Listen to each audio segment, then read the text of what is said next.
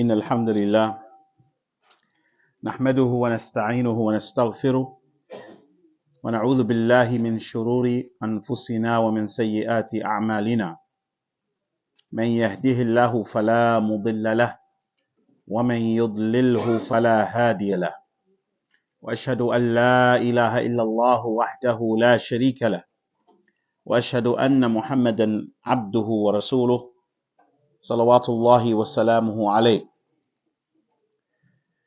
يا أيها الذين آمنوا اتقوا الله حق تقاته ولا تموتن إلا وأنتم مسلمون يا أيها الناس اتقوا ربكم الذي خلقكم من نفس واحدة وخلق منها زوجها وبث منهما رجالا كثيرا ونساء واتقوا الله الذي تساءلون به والأرحام إن الله كان عليكم رقيبا يا أيها الذين آمنوا اتقوا الله وقولوا قولا سديدا يصلح لكم أعمالكم ويغفر لكم ذنوبكم ومن يطع الله ورسوله فقد فاز فوزا عظيما أما بعد فإن خير الكلام كلام الله وخير الهدى هدى محمد صلى الله عليه وسلم وشر الأمور محدثاتها وكل محدثة بدعة وكل بدعة ضلالة وكل ضلالة في النار. Indeed, all praise belongs to Allah.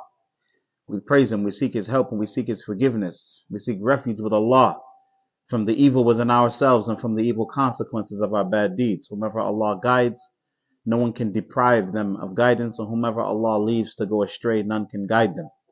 I bear witness that there is no God worthy of worship except Allah alone, having no partners. And I bear witness that Muhammad sallallahu alaihi wasallam is Allah's slave and final messenger. O you who believe, fear Allah as He should be feared, and don't die except as Muslims. O people, revere your Lord who created you from a single soul and from its mate, and from the two of them a multitude of men and women. Have taqwa of Allah by whom you demand your mutual rights, and don't cut ties with the wombs that bore you. Indeed, Allah is ever a watcher over you. O you who believe, have taqwa of Allah and say a word that is correct. Allah will guide you to do good deeds and forgive you your sins. And whoever obeys Allah and His Messenger has achieved the greatest of achievements. Indeed, the most truthful speech is the book of Allah, and the best of what people take as guidance is the guidance of Muhammad sallallahu alaihi wasallam. And the most evil of affairs are things that people add to the religion. Every addition to the religion is an innovation. Every innovation is a misguidance, and every misguidance leads to the hellfire. So we are now resuming our study of the 40 Hadith of Imām An-Nawawī after our 2-week break. It feels longer. Feels like it was longer than that. And we are resuming with Hadith number 13. Hadith number 13 of the 40 Hadith. And this is the first of the 2 Hadith of Anas ibn Malik in this book. And Anas ibn Malik, radiyallahu an, he has 2 hadith in the 40 hadith of An-Nawawī, and this is the first of them. And this is a hadith that most Muslims have heard of. Not just Muslims, even non-Muslims. There's a funny story. There's a brother who used to work the trains. He used to sell oils in Brooklyn on the trains. He says one day he's in Brooklyn, and a man who by his outward appearance appeared to be a drug addict, he came to him, and he had a complete copy of Sahih al-Bukhari. Afwan, this is another story. A man came and he's asking for sadaqah. He's asking the people to give him sadaqah. So the brother said, I'm sorry, I can't help you. He said, this guy whose apparent situation is that of a drug addict, he said, none of you truly believes until you love for your brother what you love for yourself. Even this guy, he wasn't Muslim. He wasn't Muslim, but he knew this. This is a popular statement amongst the Muslims. And this hadith is what we are going to be going over today, right? An Abi Hamza, on the authority of Abu Hamza, Anas ibn Malik, radiyallahu ta'ala anhu, Khadim Rasulillah sallallahu alaihi wasallam. This is his nickname, Khadim Rasulillah. He was the servant of the Prophet sallallahu alaihi wasallam. He said, the Prophet sallallahu alaihi wasallam said, La yu'minu ahadukum. None of you truly believes. hatta until yuhibba, until he loves li akhihi, for his brother, ma yuhibbu li nafsihi, what he loves for himself. Very short hadith, but this hadith contains so many things, as you're going to see today, inshallah. First thing, as we have become accustomed to, is we have to talk a little bit about this Sahabi. How can we say we love the Sahaba? How can we say we follow the Sahaba and we don't know who they are, right? Abu Hamza, Anas ibn Malik, he was one of the children from the Sahaba. The Sahaba, the scholars have classified them in different categories, right? You have the senior Sahaba, right? You have the Muhajirun, you have the Ansar, right? There's different categories for them. Anas ibn Malik is in a special category of people. Why? Because his mother is a Sahabiya. Not just any Sahabiya. His mother is who? Who's her name? Who was Anas ibn Malik's mother? Sulaym. That's her kunya. What's her actual personal name?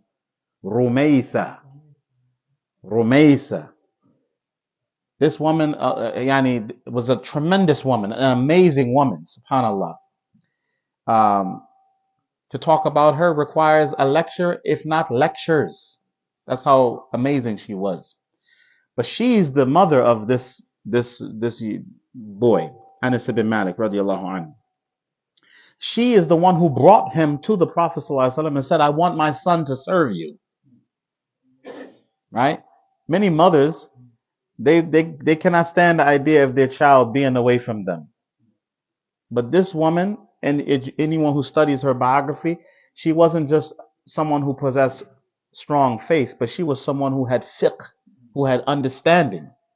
She understood that making her son the servant of the Prophet ﷺ is going to be a tremendous benefit, not only for her, but more so and especially for her son. Look at what we're going to say about him. Anas ibn Malik, he served the Prophet ﷺ. He served the Prophet ﷺ for 7 years. Some say 10 years. Okay? Serving the Prophet ﷺ for 7 years. There are so many ahadith we have from the Prophet ﷺ from Anas ibn Malik. He not only served the Prophet ﷺ for 7 years, but he is the last of the Sahaba to die. He died in 93 Hijri.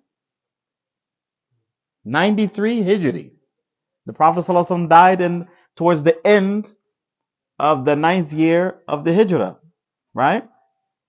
So if Anas ibn Malik died in 93 Hijri, that means he lived almost 80 years after the Prophet's death. That means he was living, he saw a lot of things transpire. And because he was there and he's there in Medina, he narrated a lot of hadith. Look at this. It says, the scholars, they mentioned that he narrated 2,286 narrations. 2,286 narrations. 186 are in both Bukhari and Muslim, meaning they are muttafaqun alayh, yani they're agreed upon between Imam al-Bukhari and Imam Muslim. 83 are in Sahih al-Bukhari alone, and 71 are in Sahih Muslim alone. So 186 in both Bukhari and Muslim. Another 83 just in Sahih al-Bukhari, and another 71 just in Sahih Muslim. Alright? Anas ibn Malik, radiallahu anhu, he witnessed the battle of Badr, even though he didn't fight. He didn't actually participate in the fighting, but he was there. Right? He witnessed the battle of Badr. That has its own virtue in and of itself. That group of the Sahaba, the scholars refer to them, as the Prophet referred to them, Al-Badriyun. Al-Badriyun. They have a special status amongst the Sahaba. The Prophet ﷺ, when he arrived in Al-Madinah, Anas ibn Malik was 10 years old. And when the Prophet ﷺ died, he was 20 years old. Right? So when the Prophet ﷺ made hijrah to Al-Madinah, he was 10 years old. And when the Prophet ﷺ died, he was 20 years old. And he was someone very, very special. Yani, mashallah, the Prophet ﷺ, he made a special dua for him. He asked Allah to give him a lot of wealth, and Allah give him a long life, and Allah give him many children. He got all of it. Anas ibn Malik, he said that I buried from those who came from my loins, meaning his immediate children and his grandchildren, more than 100. Anas ibn Malik, radiallahu anhu. He had many, many children. And he lived a long life. He lived a long life. He was a very special personality. And we could go on and on and on and on. Anas ibn Malik died in Basra. He died in 93 Hijri, and he died in Basra. Where's Basra? Iraq. Iraq. The city is still there to this day. And you find this with many of the Sahaba. Many of the Sahaba, they didn't die in Medina, they didn't die in Mecca. They died in various places of the world. Why? Because they would go to teach, go to give da'wah, but also in many cases, some of them, they were appointed positions, governors, and so on and so forth, right? Someone has to take care of the affairs of the people. We could go on and on about Anas ibn Malik and his mother, but we just wanted to mention something so that you have an idea of who he is. May Allah be pleased with him and all of the Sahaba, radiyallahu ta'ala anhum ajma'een. Tayyib. So the Prophet ﷺ says here in this hadith, La yu'minu. He does not believe. This is what we call nafi, negation. La yu'minu. This is a negation of iman. But what is the intended meaning of iman here? Is the intended meaning the asl, the root, the origin of iman? Or is the intended meaning the kamal, the perfection and completion of iman? Very good. The brother, he answered the question. Here, the negation is the negation of the perfection of iman, not the asl, not the origin of iman. This is very important. This hadith is a reference and is very important when we talk about al-aqidah, the creed of the Muslim. Because Ahl Sunnah wal Jama'ah, when it comes to the issue of al-iman, we differ with some of the other groups. There are two main deviant groups in the issue of iman. One group is known as al-Khawarij. Al-Khawarij, they believe that anyone who does a major sin, he becomes a kafir. So when they interpret this hadith, they would interpret it to mean the asl, the origin of iman is what the Prophet is negating. Why? Because unlike Ahl Sunnah wal Jama'ah, who believe that iman has a root, asl, and it has far', it has branches. Unlike Ahl Sunnah wal Jama'ah, who believe that iman increases and decreases. Al-Khawarij, they don't believe that. Neither does the other extreme sect, the Murji'ah. They don't believe that iman increases or decreases. They believe that iman is one thing. La yatajazza, la yatasha'ab, la yataba'ad.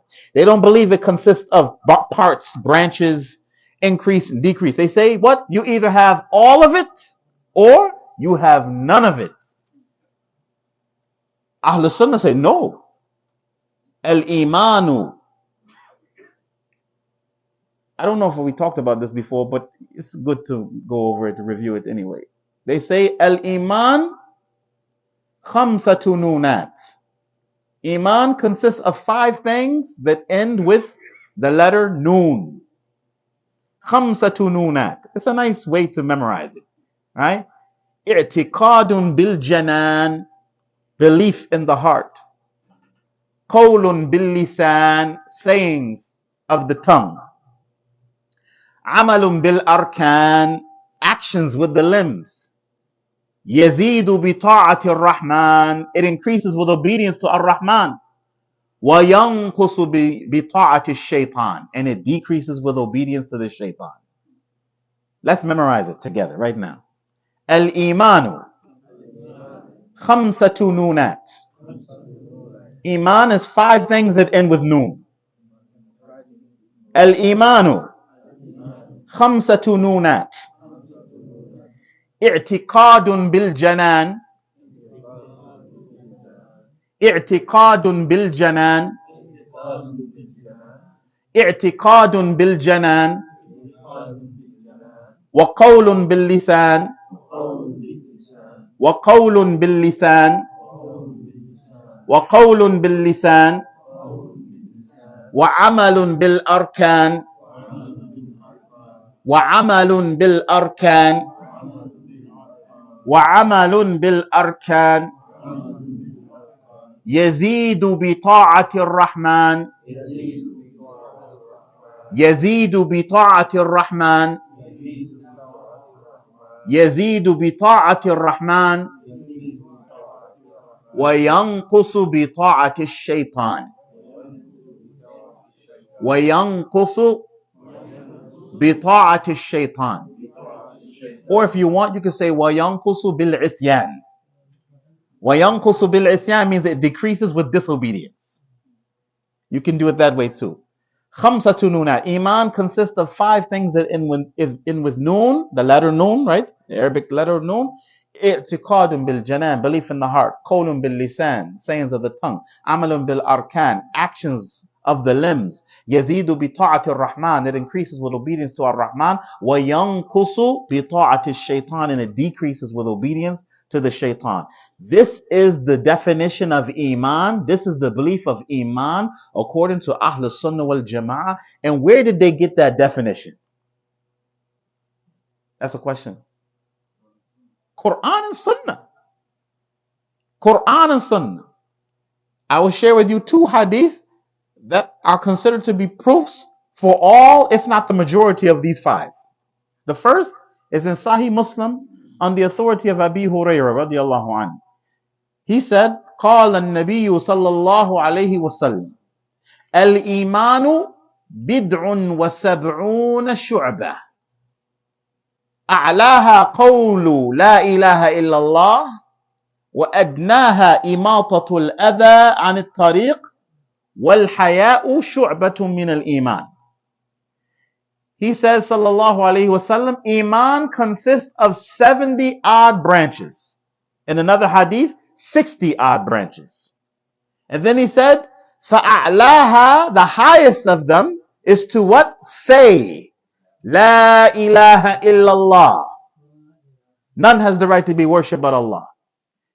وَأَدْنَاهَا, and the lowest of them, Imatatul adha an tariq, to remove something harmful from the pathway. That's an action of the limbs. Then he said, wal haya'u, and shyness, shu'batun min al iman, is a branch of faith. Haya is in the heart. Haya is in the heart.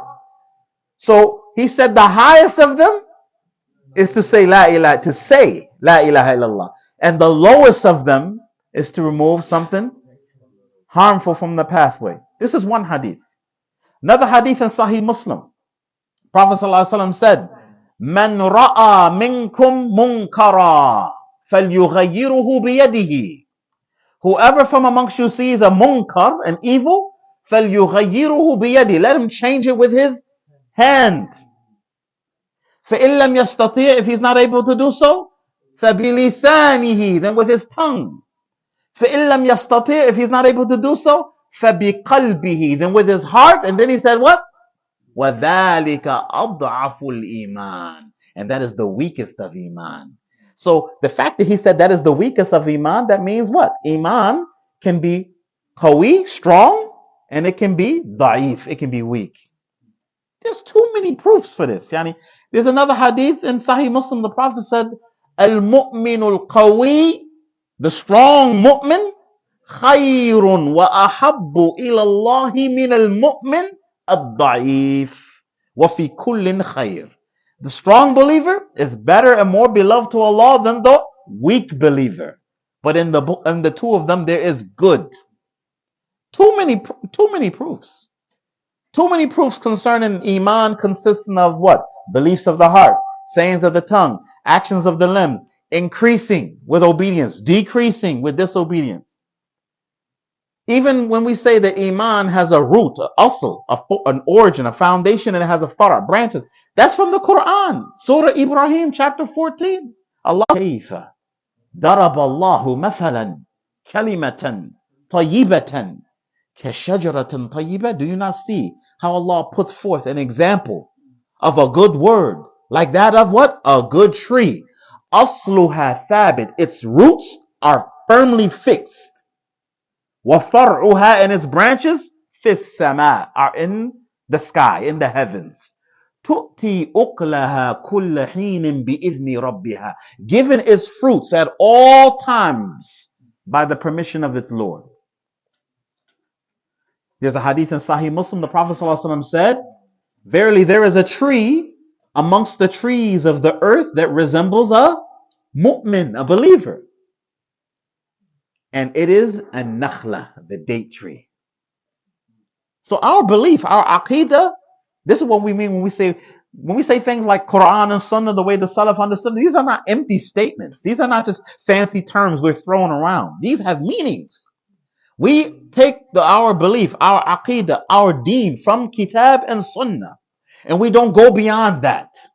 And when it comes to understanding the Quran and Sunnah, we go back to what Allah said, what the Messenger said, sallallahu alaihi wasallam, and what the Sahaba unanimously agreed upon. That's what Salafiyya means. That is the way of the Salaf. That is the way of Ahlus Sunnah wal Jama'ah. As for the other groups, then they deviated in the issue of Iman. Al-Khawarij is on this extreme because of their misunderstanding of Iman. They made takfir. They declared Muslims to be kuffar, disbelievers. And then you have the opposite of the Khawarij. They are called what? Al-Murji'ah. Al-Murji'ah. They are the opposite of Al-Khawarij. The Murji'ah, they agree with the Khawarij in something. And what is that? They believe that Iman doesn't increase and decrease. And they have different sects, but to keep things simple, the Murji'ah believe what? They believe that actions are not a part of Iman. They don't believe that actions are a part of Iman. And so they believe that even if you commit a major sin, it doesn't harm your Iman.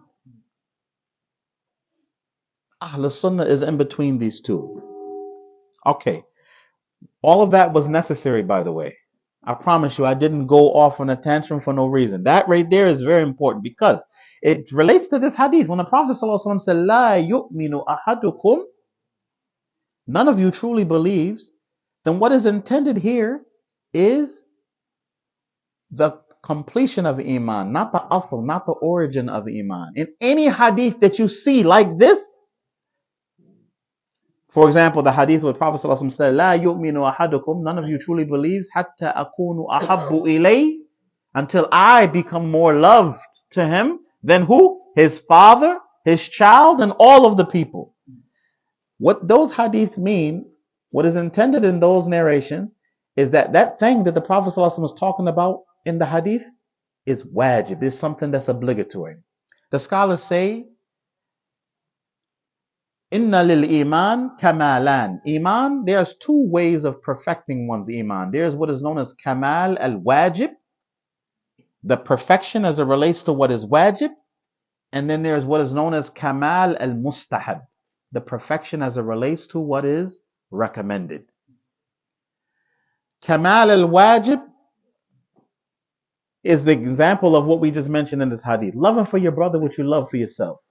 Being truthful. Bir al-walidain, being good and dutiful to your parents. All of that is from the wajib, the obligatory aspects of Iman. Okay?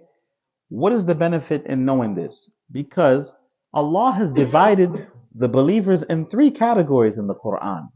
In Surah Fatir, chapter 35, verse 32. Chapter 35, verse 32. Allah subhanahu wa ta'ala says, ثم أورثنا الكتاب الذين اصطفينا من عبادنا. Then we granted the book to those we have chosen of our slaves, of our servants. فَمِنْهُمْ ظَالِمٌ لِنَفْسِهِ.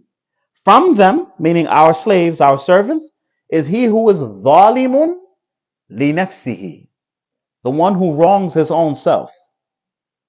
وَمِنْهُمْ مُقْتَسِد. And of them are those who are muqtasid. We're going to explain what they mean. And then he said, وَمِنْهُمْ سَابِكٌ بِالْخَيْرَاتِ. And of them are those who are سَابِكٌ بِالْخَيْرَاتِ. Let's read the English translation. And then we granted the book to those we have chosen of our servants. Some of them wrong themselves, some follow a middle course, and some are سَابِكٌ بِالْخَيْرَاتِ, are foremost in doing the good deeds. ذَلِكَ هُوَ الْفَضْلُ الْكَبِيرُ. That is truly the greatest bounty. I didn't put that in your notes. That's Surah Fatir, chapter 35, verse 32. So who is the one that is ظَالِمٌ لِنَفْسِ? These are the ones who commit major sins and they commit minor sins. They commit major sins, they commit minor sins. As for muqtasid, those who are muqtasid, which is translated as the moderate ones, these are the ones, they do the wajibat and they stay away from the muharramat. They do what's obligatory and they stay away from what's prohibited. Those are the muqtasid. And then the third category, and they are the better of the three, Allah described them as sabikun bil khairat, those who hasten to do good deeds. These are the ones who do what's obligatory, stay away from what's prohibited, and they do what's recommended and stay away from what is disliked. This is very, very important. Now, let's say you fall into the second category, muqtasid. You do what's obligatory and you stay away from what's haram. The beautiful thing about this group, these people, provided they have iman, they have a guarantee to enter al-Jannah ibtida'an. Ibtida'an. I'll explain what ibtida'an means. But let me finish that point before explaining ibtida'an. So, those who have fulfilled the obligatory aspect of iman, they have a guarantee to enter Jannah without any stops along the way. What do I mean by stops along the way? They will not enter hell. They will not enter hellfire because they have fulfilled what is the obligatory of the wajibat of iman. What about the first category? ظَالِمٌ لِنَفْسِهِ, the one who will wrong himself. Our brother said they go to the hellfire and then they go where? They go to the Jannah. Okay. Ahlus Sunnah wal Jama'ah, we say that we believe that those who commit major sins, they are deserving of the hellfire. We don't say they're going to the hellfire. If Allah wills, He will punish them with His adl, His justice. And if He wills, He will forgive them with His rahmah, His mercy. So we say they are deserving of the hellfire. We don't say they're going to the hellfire. However, if they are made to enter the hellfire, they have a guarantee from Allah that they will not remain therein forever. Why? Because they have the minimum requirement of iman. So the one who completes his iman, he has a guarantee to enter paradise without ever going to the hellfire. The one who did not fulfill all the obligations of iman, he has a guarantee that he will not remain in the hellfire forever if he is made to enter into it. We say if. Why? Because we already said, just because you are deserving of the hellfire, that doesn't mean that you absolutely must and that you have to go there. If Allah wills, He may forgive a person. Are you with me, brothers? I hope the sisters are with me. Like, this is very important. This is all, everything we just talked about is related to Aqidah. And with that, let's go back to what I said. I said that, or let me say, Dukhulul Jannah, entering Jannah, is of two types. There is what is called Dukhul al-Jannah ibtida'i, and there's Dukhul al-Jannah intiqali. Meaning, the first, those who will enter paradise from the beginning. We call that ibtida'i, from the jump. That's where they're going. And then there's Dukhul al-Jannah intiqali. This means that they will eventually enter Jannah. They will not necessarily initially go there. They're going to have a stop along the way. And if you understand this, you understand those hadith when the Prophet said, the namam will not enter Jannah.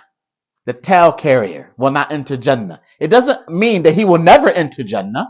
It means he will not enter into Jannah ibtida'i, initially. When he said no one will enter Jannah who has a atom's weight of kibr in his heart, it doesn't mean he will never enter Jannah. It means ibtida'i, initially he will not enter into Jannah. This is the belief of Ahlul Sunnah wal Jama'ah. The Khawarij, they took these type of hadith and they said, see, the Prophet said they will not enter Jannah. That's a proof that therefore they have no faith. Allah has made Jannah haram for the disbelievers and made it the dwelling place for the believers. So you understand what I'm saying? You sure? Any questions at this junction? Don't be shy. It's related with the Iman, right? It's related to Iman. Iman Space is go step by step, right? Iman increases and decreases. Iman increases and decreases. A person, his Iman can become so strong. He will go fast. His Iman becomes so strong, and then there are some people, his Iman becomes so weak. But the minimum, the asl, the root is still there. And that is what differentiates Ahl Sunnah wal Jama'ah from the people of Irja and the people of Khuruj, the Khawarij and the Murji'ah, is that we are in the middle when it comes to our understanding of Iman. Very, very important topic. Very, very important topic, brothers and sisters. Okay. Loving for your brother what you love for yourself is from the obligations of Iman. We know that because the Prophet said none of you truly believes until you love for your brother what you love for yourself. The second point, the Muslim will not be able to love for his brothers and sisters in faith unless his heart is free from envy, jealousy, selfishness, and hatred for his fellow Muslims. That means what? We said when we talked about Hadith number 1, actions are by their intentions, we mentioned a very important benefit. I don't know if you brothers and sisters remember it. We said in Islam, al-wasa'il laha ahkam al-maqasid. Means have the same rulings as their objectives. The means have the same rulings as their objectives. So if praying salah is obligatory, then learning the salah is what? Obligatory. If you cannot perform salah without wudu, then performing wudu becomes obligatory. The scholars reworded this. They said, مَا لَا يَتِمُّ الْوَاجِبْ إِلَّا بِهِ فَهُوَ وَاجِبْ. Anything without which an obligation cannot be fulfilled is itself an obligation. Anything without which an obligation cannot be fulfilled is itself an obligation. So if loving for your brother what you love for yourself is an obligation, and if it is not possible to love for your brother what you love for yourself while you have in your heart envy, jealousy, then that means what? You have to make tasfiyah. You have to cleanse. You have to remove from your heart anything and everything that will stand in the way of you carrying out this obligation, which is loving for your brothers and your sisters what you love for yourself. How can you love for your brother what you love for yourself and you a silent hater on the down low? You a hater. You know what a hater is. This is the person, they're not happy to see any good come to other people. Hasad, envy. This is from the kaba'ir, the major sins. And it is from the actions of the heart. Envy is from the actions of the heart. And you know what really makes envy so serious? The person who is an envier, al-hasid, what makes his sin so great is because this person doesn't have a problem with you. He really doesn't have a problem with you that you have that blessing. Who does he have a problem with? He has a problem with Allah. Because he's not happy that Allah put that blessing with you. Envy is to desire that a favor or a blessing be removed from a person. It could be that you want it, and then there are some people who don't even want it. They just don't want you to have it. That's even worse. But they're both guilty of hasad, envy. You are not happy that Allah gave this brother a good wife. You're not happy that Allah gave this sister a good husband. You're not happy that this brother has very good, well-behaved children. You're not happy that this brother has a good job. You're not happy that you're not happy with this. This is jealousy. This is haterism. And this is a lot of that in this time that we live in. It's big problem. Big problem. So much so that sometimes what? You want to keep your mouth shut about some of the blessings going on in your life. You don't want to mention it. Why? Because of ayn, the evil eye and jealousy. There are many people who just haters. There are some sisters who are married. They're married to a good brother. But the brother, he doesn't have a whole lot. Meaning he doesn't have a lot of dunya. Another sister, her husband, and they have a nice house. They have all kinds of nice things. But they don't have a happy marriage. So one has a good marriage, good family, but not a lot of dunya. The other, they have a lot of dunya, but they don't have a happy marriage. So what happens sometimes? The haterism in this one, who has a lot of dunya, but not a happy marriage, she's not content. She's not happy for her sister who has a happy marriage. She wants everybody to be miserable just like her. I'm giving an example, by the way, of the sister. I'm not implying in any way that brothers don't have envy issues. But this is very common. I'm going somewhere with this. So what ends up happening is this person who has a lousy relationship, she start to plant seeds. She go to the brother's house, of the sister's house who doesn't have a lot of dunya, and she says, "Sister, your house is so small. Sister, why? How long you been married? 5-10 years? He has a good job. How come he didn't get you better furniture?" Maybe she was happy all these years and content with what she has, but now she's thinking, she got a point there. I do all this. I had 6-7 kids for this guy. I'm living in this thing, and now all of a sudden she start nitpicking at him. Now he has problems. He has problems. Yeah. This comes from not loving for your brothers what you love for yourself. Not loving for your sisters what you love for yourself. When you hear about good that's with another Muslim, and you're amazed at it, say, MashaAllah, Allahumma barak alayk. May Allah bless you in that. Subhanallah. Ask, and if you want that, ask Allah, "Oh Allah, I would like to have that too." That's it. Don't desire that it be removed from that person. Make dua for them.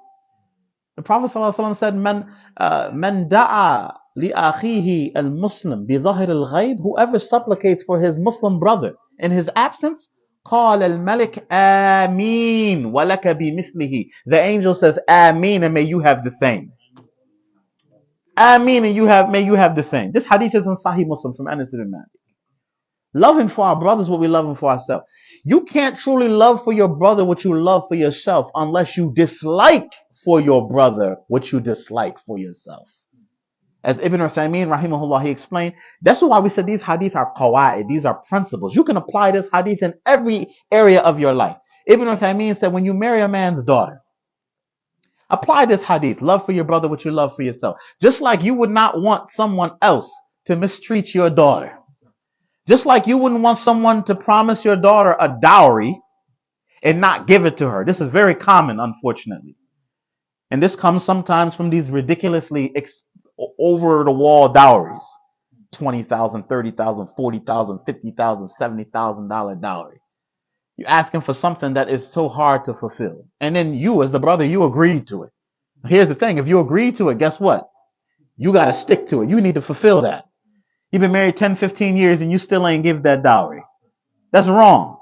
That's dhulm. That's oppression. Oppression for that sister. Right? Just like you wouldn't want someone to do that to your daughter, you don't do it to someone else's daughter. Ibn Abbas, he said a beautiful statement of his. He said, I read the Quran and I pass by a verse and I love and wish that every Muslim understood this verse. He's wanting for his brother what he wants for himself. And this is one of the reasons we have these classes. Because we want for our brothers what we want for ourselves. It's not enough to criticize. One of the things I see with some of the brothers who say we upon the Sunnah, and I saw this with myself at one point in my life when I was new to the Sunnah. Some of the brothers who claim to be upon the Sunnah and they go to different masjids, maybe the masjid is not upon the Sunnah, but they go there and do the Salah. You find some brothers, they criticize and they talk about what's wrong, the deficiencies in the masjid, but they themselves they're not doing anything actively to correct it. In some cases, they're offered the opportunity. They're offered the opportunity. Why don't you come and give a class in the masjid? No, I'm not giving a class in this masjid because they ain't upon the Sunnah. So you pray in this masjid and you criticize what's going on there, but now they're offering you an opportunity to give classes without putting restrictions on you. Because there's a difference, obviously. Someone allows you to go to one of these masajid that's not upon a Sunnah and they want you to talk, but they put restrictions on you. No, you don't agree to that. Why? Because all you are is a pawn. That's for advertising purposes. So people can know or think that this masjid is upon Sunnah and then more people come. No, you want to be somewhere where you're able to give da'wah and you're able to teach the people the religion without putting restrictions on you. It is obligatory to remove from one's heart everything that will prevent one from loving his brother, loving for his brother what he loves for himself. This hadith supports the creed of the people of Sunnah concerning Iman as the negation. None of you will truly believe is concerning the completion of faith, not the root, not the origin of faith.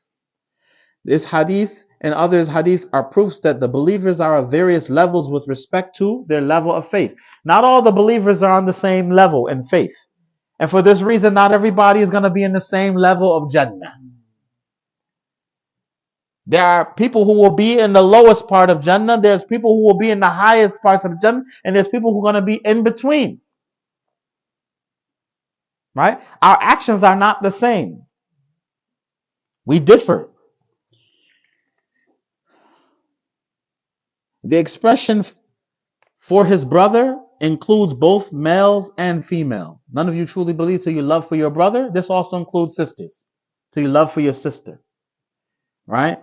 This hadith, by the way, also is a proof that the akhuwa of imaniyah, the brotherhood of faith, is the most important brotherhood. The Imam in the Salah tonight, in the second rak'ah, he recited the verse, Al-akhillau yawma idhin ba'duhum li ba'din adu illa al-muttaqin. Which means, Al-akhilla, close brothers. On that day, meaning the day of judgment, will be enemies to one another, except those who have taqwa. When the trumpet is blown, when the trumpet is blown, فَإِذَا نُفِخَ فِي الصُّورِ, when the trumpet is blown, فَلَا أَنْسَابَ بَيْنَهُمْ, there will be no ties, no relationships between them, وَلَا يَتَسَاءَلُونَ, nor will they ask about each other. When the trumpet is blown, all relationships, all friendships, all familial ties will be cut, severed except that of Iman. That of Iman. Therefore Allah says, إِنَّمَا الْمُؤْمِنُونَ إِخْوَةً. Al-Muslim, Akhul Muslim. The Muslim is the brother of another Muslim. إِنَّمَا الْمُؤْمِنُونَ إِخْوَةً. The Muslims, the believers are nothing but brothers. Where are we when it comes to this? Look at the current crisis that's going on right now in Gaza. Where are the Muslims with regard to this? Are we acting like brothers? We're not acting like brothers. How many of us are going to sleep comfortable without a worry in our mind? We allow days to go by and we don't think about some of them unless we see some reminder on social media or something on the news. We don't make no day should go by except that we should be thinking about our brothers, and we should be making dua for our brothers and sisters. We should be imagining ourselves in that same spot, because the reality is those people are being bombed, they're being killed, not because they're Palestinian. I saw a video where one of the Palestinian boys was yelling. He said, "Ain al-Arab? Ya Arab, where are the Arabs?" That's the problem. This is not an Arab problem. This is not an Arab problem. Just like what went on in Bosnia with the Albanian brothers and sisters, the Kosovan, that wasn't a European problem. That's a problem without a doubt. That people are being killed because they're Muslim. And they're standing in the way of what these people want to do, irregardless of what other people are saying about it. And as Muslims, that should make us concerned. That should make us sad. That should make us make dua for our brothers. And that should also encourage us and motivate us to want to do better as a ummah, to want to improve. We should be trying to do better so that we can have returned to us what the early Muslims enjoyed. Allah subhanahu wa ta'ala gave the early Muslims such honor. Look at the battle of Tabuk. This is the battle the last battle the Prophet ﷺ participated in, 9th year of the Hijrah. The Muslims marched from Medina. This was a long journey.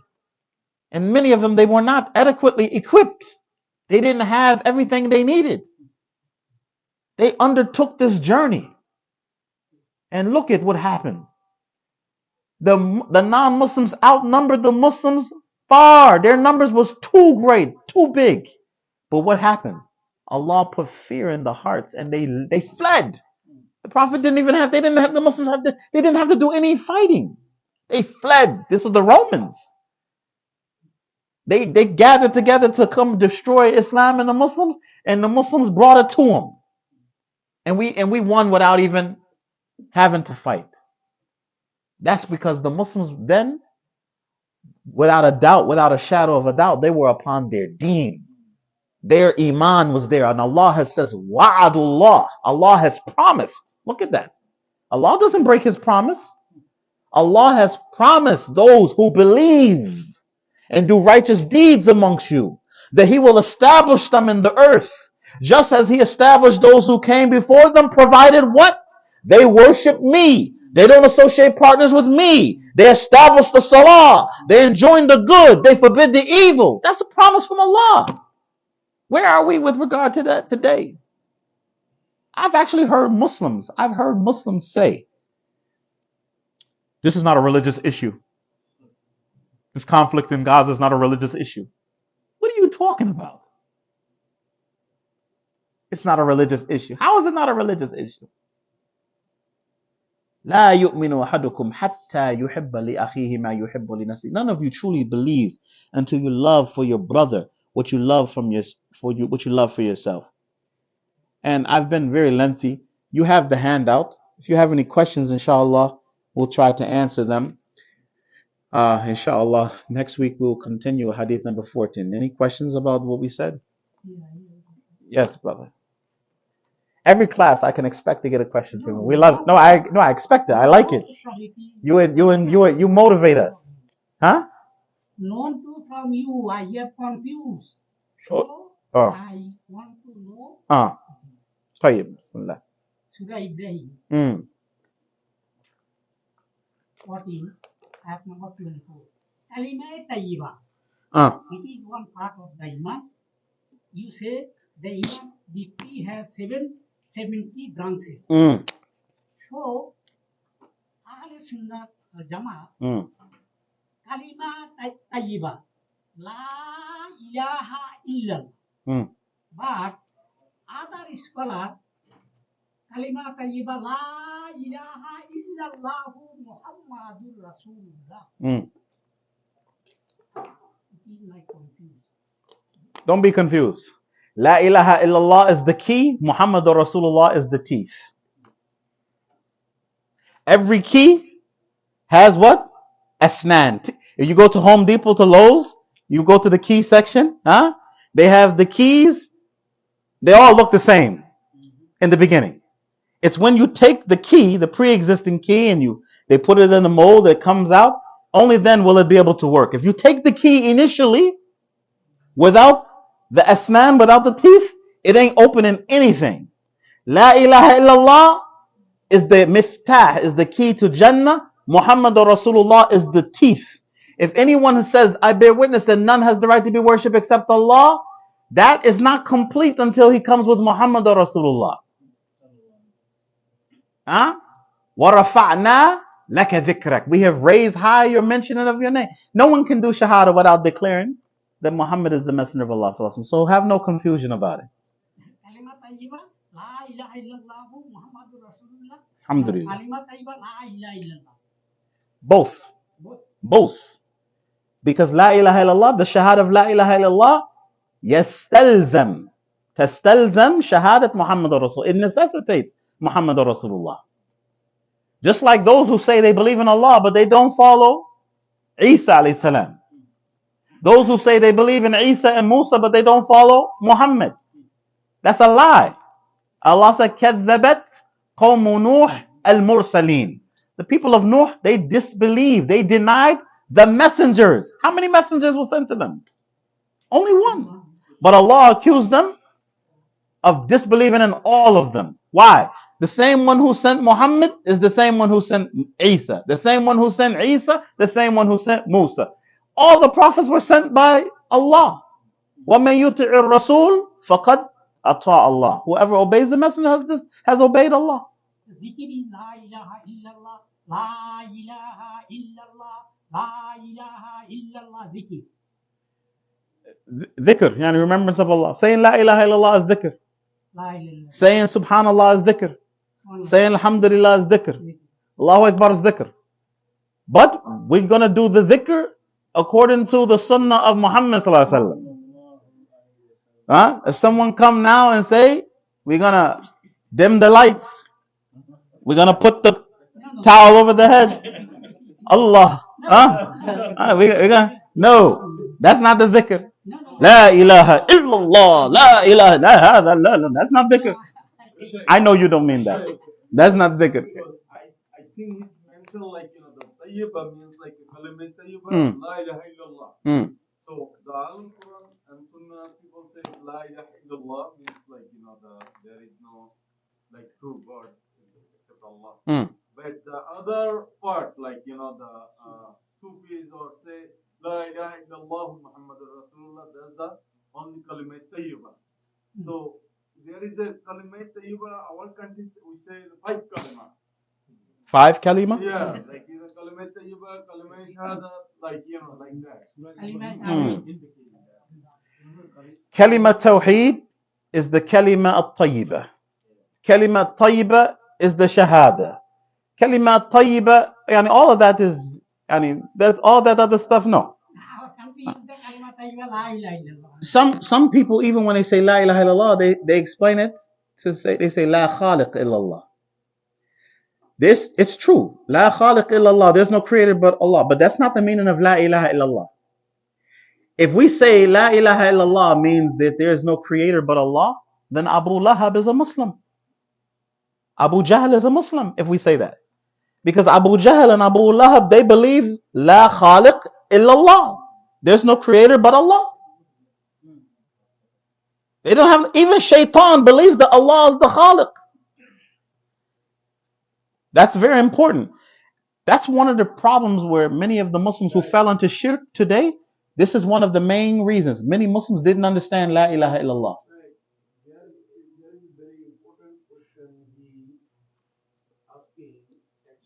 want to know about some of ulama and some of the scholars. They're trying to say, La ilaha illallah.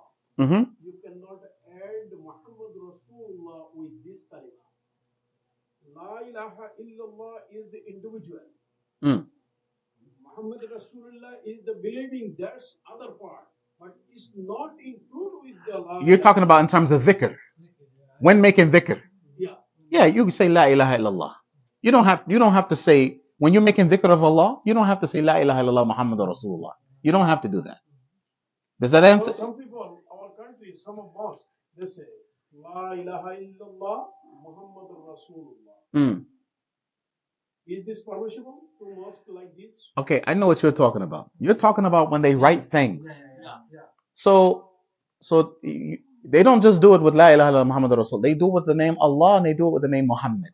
You see in some places, masajid, they put Allah on the right and Muhammad on the left. Is this permissible? This is not correct to do this. This isn't correct to do this. And this is mostly common amongst the people who go to ghulu with Muhammad sallallahu alaihi wasallam, with the Prophet sallallahu alaihi wasallam. For example, some of them, they say you cannot say Muhammad is dead. They say this is astaghfirullah, a'udhu billah. How can you say he's dead? And some of them even go further. They say that he can come. He can come here. Yeah, they do the dua sharif, Dawood sharif, and they stand and they stand. It's called durud. They say you have to stand because if the Prophet ﷺ is here, you cannot sit. You have to show respect for him. All that is extreme. And they go to extreme. They have one what's that poem? Mawla ya salli wa sallim da'im. That long one. There's some words in that poem is wrong. It should be removed. Or they have one, Muhammad ibn Abdullah, a'udhu billah, nurun min nurillah. They say that. There's some group of people here in the United States. They follow the sheikh in Pakistan. He's dead now. They believe. I told you guys when I became Muslim, I was Sufi first 2 years. Okay, so don't look at me suspicious when I tell you what I'm about to share with you. Okay, we went to there was a retreat I went to. It was a 2-month-long retreat. I was a new Muslim, and it was in South Carolina, and we were on this land. And this was the big storm of 1995, January of 95. The big storm that hit the East Coast. Any of you were in the States at that time? You have to remember, it was a big, severe snowstorm. The whole East Coast. New York City was shut down. It was so much snow. The whole East Coast, down south, was shut down. It was a blizzard. So we were on this land, and yes, I don't remember. It was the first week of January. MashaAllah.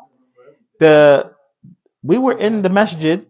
We were in the masjid on this land, and the sheikh, they call him the khalifa of the sheikh. They said no one can travel tonight, and they said we have to do something so Allah subhanahu wa ta'ala will help us and so on. So he said, our sheikh, when they say sheikh, they put the extra on the kha. Our sheikh, our sheikh, He said, our sheikh was walking in Pakistan one day, and when he was walking, there was a rock that said, Assalamu alaikum. That's the rock give him salam. And the sheikh picked up the rock, and on the rock was written, Ya Muhammad. Ya Muhammad. And the next part is worse. The sheikh told this leader of the jama'ah, he said, this rock, غَيْرُ مَخْلُوق. This rock is not created. They said, if you want to make dua for anything, just kiss the rock and make dua. I witnessed this with my own eye. So no one can say, oh, you brothers lie on the Sufis. No, this is real stuff. They do. This particular group, they go to a lot of extremes with the Prophet ﷺ. They don't believe you can say that he died. They don't believe that you can, when you mention them the ayat of Allah, when he said, "Innaka mayyit wa innahum mayyitun." Allah said he used the word. He said, addressing the Prophet, "Innaka mayyit." Verily you are going to die, wa innahum mayyitun. And they too are going to die. That's what Allah said. They don't want to hear any of those type of things. So to answer your question, I understand now. I didn't understand originally. There are some people, anytime they mention Allah, they have to mention Muhammad. If they mention La ilaha illallah, they got to mention Muhammad Rasulullah. If they write it on somewhere, they have to put La ilaha illallah, Muhammad Rasulullah. They put it right next to each other. All types of stuff. All of that is not from Islam. And you know the worst part about all of that? They do all of that with Muhammad Rasulullah, but they are the farthest from the tariqah of Muhammad sallallahu alaihi wasallam. They don't follow the Prophet. How can you truly, even those who say we're going to practice Miladun Nabi, how are you going to truly love the Prophet and you're doing something that was started by the Shia? The first people to practice the Prophet's alleged birthday was the Fatimiyya in the 4th century. It wasn't started by Sunni. No Sahaba did it. So what are you doing? What are you talking about?